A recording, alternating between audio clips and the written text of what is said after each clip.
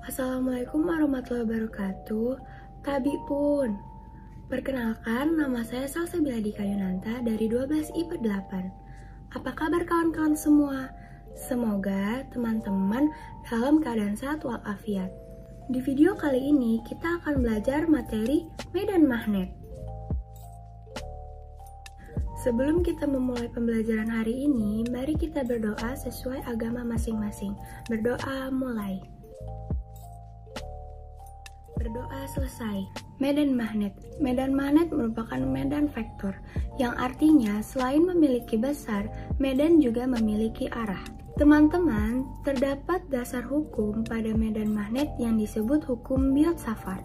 Teman-teman, pada gambar ini ada kawat yang dialiri arus listrik yang dilambangi oleh huruf I. Hukum Biot-Savart menyatakan bahwa medan magnet di titik P berbanding lurus dengan I dan dl, berbanding terbalik dengan R, dan sebanding dengan nilai sinus dari sudut api θ antara arah arus dl dengan garis penghubung titik P dengan dl. Dari kesimpulan yang diperoleh oleh Biot-Savart, dapat diperoleh persamaan sistematis yaitu dB sama dengan mu0 I dl sin θ per 4pi r kuadrat, di mana dB adalah induksi magnet di suatu titik, I kuat arus listrik, dl panjang elemen kawat berarus, θ sudut antara arah kuat arus listrik dengan garis hubung titik ke kawat berarus, r jarak dari titik ke panjang elemen kawat berarus, pi yang bernilai 3,14, mu0 adalah permeabilitas vakum yang bernilai 4pi 10⁻⁷ Wb per am. Teman-teman, arah medan magnet dapat ditunjukkan dengan kaidah tangan kanan, di mana ibu jari menunjukkan arus listrik dan genggaman 4 jari menunjukkan arah medan magnet. Nah teman-teman, medan magnet dihasilkan dari magnet di mana arah medan magnet digambarkan dengan garis yang arahnya dari kutub utara ke kutub selatan. Selain itu, medan magnet juga bisa dihasilkan dari arus listrik loh teman-teman, yang biasa disebut dengan induksi magnet. Induksi magnet adalah kuat medan magnet akibat adanya arus listrik yang mengalir dalam konduktor. Nah teman-teman, yang pertama kita akan membahas tentang induksi magnet pada kawat lurus. Kawat lurus tak berhingga yang dialiri oleh arus listrik akan menghasilkan medan magnet. Medan magnet yang dihasilkan membentuk lingkaran mengelilingi kawat yang arahnya dapat ditentukan dengan kaidah tangan kanan. Di sini ada titik X yang misal berjarak A dari kawat. Maka induksi magnetik pada titik X yang berjarak A dari kawat dirumuskan sebagai B sama dengan mu0I per 2πa, dengan mu0 sama dengan permeabilitas vakum yang nilainya 4pi kali 10⁻⁷, B kuat medan magnet yang satuannya Tesla, I kuat arus listrik yang satuannya A kecil adalah jarak suatu titik ke kawat, dan pi yang bernilai 3,14. Nah teman-teman, kita lanjut yang kedua, yaitu induksi magnet pada kawat melingkar. Misalnya, di sini ada kawat melingkar dengan jari-jari A. Maka untuk menentukan induksi magnet di pusat lingkaran alias titik O adalah BO sama dengan mu0I kali N per 2A. Untuk menentukan medan magnet pada luar lingkaran yaitu X sama dengan mu0I per 2A dikali sin pangkat 3 θ.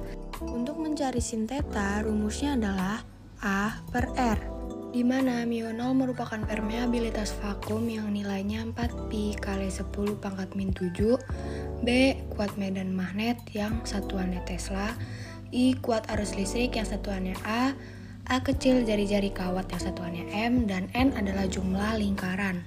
Nah teman-teman, selanjutnya kita akan membahas induksi magnet pada kawat selenoida. Selenoida adalah penghantar lingkaran dengan jumlah lilitan yang sangat banyak. Ini merupakan bentuk dari selenoida. Ketika kumparan dilalui oleh arus, maka medan magnet timbul dalam kumparan yang arahnya hampir sama dengan arah medan magnet pada magnet batang. Besar induksi magnet pada pusat selenoida dapat dirumuskan sebagai B sama dengan mu0I dikali N per L. Sedangkan induksi magnet di ujung selenoida dirumuskan sebagai B sama dengan mu0I dikali N per 2L, di mana μ0 merupakan permeabilitas vakum yang nilainya 4pi kali 10 pangkat min 7, B adalah kuat medan magnet yang satuannya Tesla, I kuat arus listrik yang satuannya A, N adalah jumlah lilitan, dan L adalah panjang solenoida yang satuannya M. Oke teman-teman, kita lanjut ke induksi magnet pada toroida.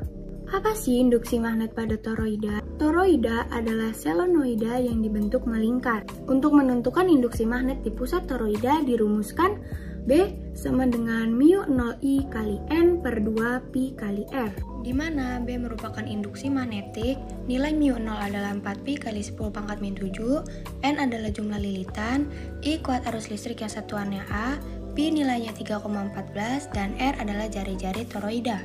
Nah teman-teman, setelah kita mempelajari 4 induksi magnet, sekarang kita belajar tentang gaya Lorentz.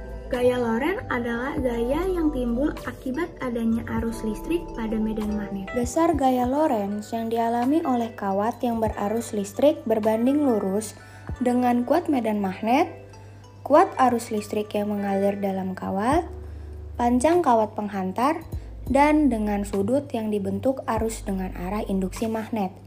Rumus gaya Lorentz adalah F sama dengan B dikali I L sin theta, di mana F adalah gaya Lorentz yang satuannya Newton, I kuat arus listrik satuannya ampere, L panjang kawat satuannya meter, B kuat medan magnet satuannya Tesla, dan theta adalah sudut antara arah I dan B.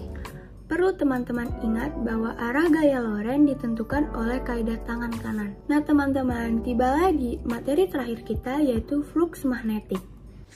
Di sini ada sebuah magnet yang garis-garis medan magnetnya dari kutub utara ke selatan. Jika ditaruh kumparan di depan magnet, maka akan ada garis medan magnet yang menembus kumparan. Nah, banyaknya garis medan magnet yang menembus luasan ini itulah yang disebut dengan flux magnetik. Apabila garis medan magnetnya membentuk sudut terhadap garis normal bidang, maka besarnya flux magnet dirumuskan sebagai V sama dengan BA dikali cos theta, di mana V merupakan flux magnet yang satuannya Weber, B medan magnet satuannya Tesla, A luas permukaan satuannya meter kuadrat, dan cos theta sudut yang dibentuk medan magnet dengan garis normal bidang. Mudah dipahami kan teman-teman? Agar teman-teman semua dapat lebih memahami materi yang kita bahas sebelumnya, mari kita membahas soal berikut. Soal pertama, apa yang dimaksud dengan medan magnet yang dialiri arus listrik? A. Kuat medan magnet akibat adanya arus listrik yang mengalir dalam konduktor. B. Medan yang memiliki besar dan juga arah. C. Medan magnet yang arus listriknya kecil. D. Gaya yang timbul akibat adanya arus listrik dalam suatu medan magnet. Jawabannya adalah A. Medan magnet yang dialiri arus listrik disebut induksi magnet. Induksi magnet adalah kuat medan magnet akibat adanya arus listrik yang mengalir dalam konduktor. Nah teman-teman, kita sekarang lanjut ke soal yang kedua ya. Sebuah kawat lurus panjang dialiri arus sebesar 3 ampere. Berapa besar medan magnet yang berjarak 3 cm dari kawat tersebut?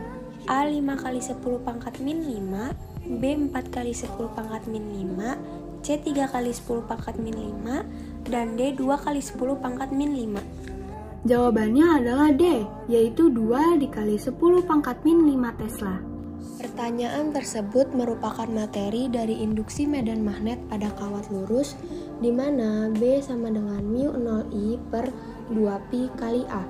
Di dalam soal diketahui bahwa I sama dengan 3 ampere dan A sama dengan 3 cm atau 3 kali 10 pangkat min 2 meter.